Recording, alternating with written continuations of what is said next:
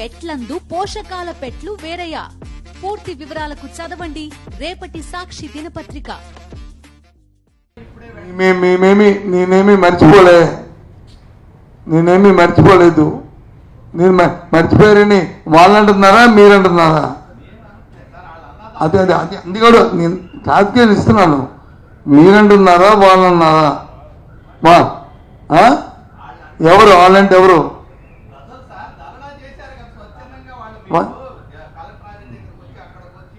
బాబు ఇంకో దయచేసి పత్రికా సమాచారం అన్నప్పుడు ఒక గౌరవ సాంప్రదాయం పరంగా ఉండాలి.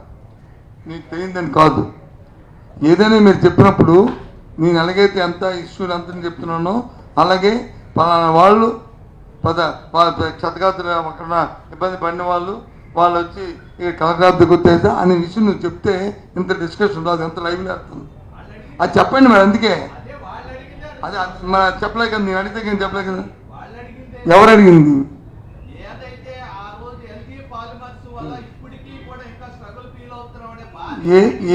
ఏం స్ట్రగుల్ ఫీల్ అవుతాం అనేది ఇప్పుడు ఎల్జీ ఫార్మర్ స్ట్రగుల్ ఫీల్ ఏదైతే ప్రభుత్వం హామీ ఇచ్చిందో హామీ ఇచ్చిన కార్యక్రమం అన్నింటినీ చేశాము.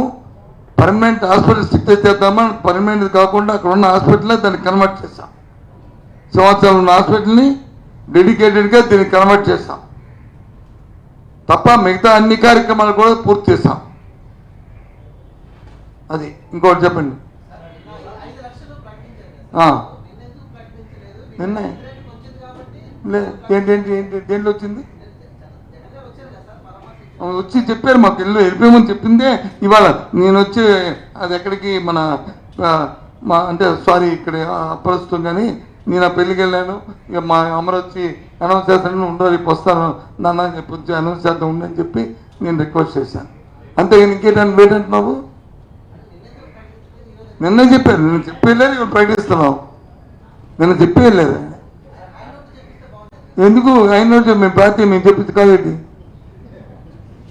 మేము చెప్తు కదా.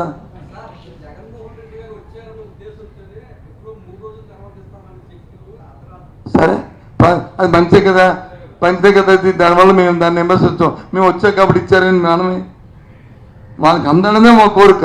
జగన్మోహన్ రెడ్డి గారు కూడా ధర్నా అనే మాట ఎందుకు వచ్చింది? ఎందుకు వచ్చింది? రెండు సందర్భాలు వచ్చింది. ఒకటి యాజమాన్యంతో ముందు డబ్బు యాజమాన్యం బాధ్యత, డబ్బు ఇవ్వడం బాధ్యత అనే మాట ఒకటి. రెండోది వచ్చి యాజమాన్యం మాకు ఎవరు కనిపించలేదు, ఎవరు రాలేదు, వాళ్ళు ఎక్కడున్నారో మాకు తెలియదు అనే మాట ఒకటి.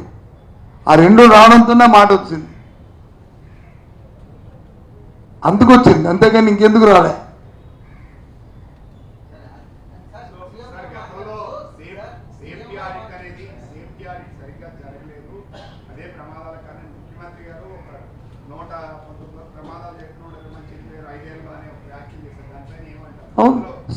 సేఫ్టీ యాక్ట్ జరగాలి 2020లోనే మేము వచ్చి ఒక జీవోని జారీ చేశాము.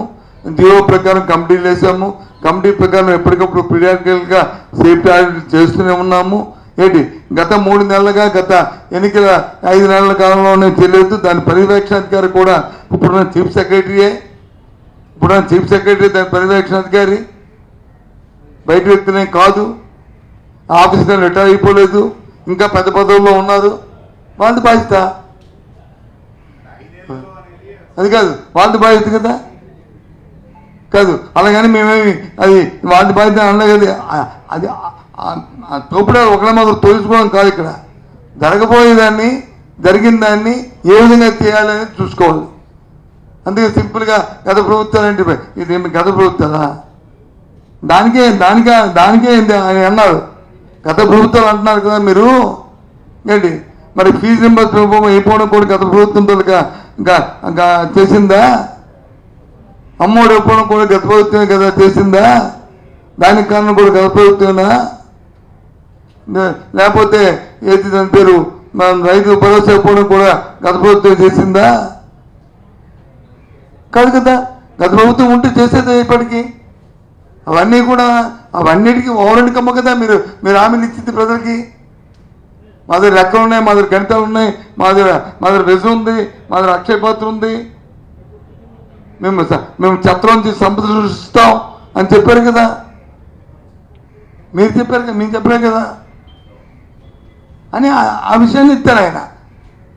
దాని నుంచే, అంతేగాని అక్కడే రాజకీయ ఉపన్యాసంలే సందర్భాన్ని బట్టి దాన్ని లింక్ చేస్తూ ఆ మాటగా చెప్పింది మాట.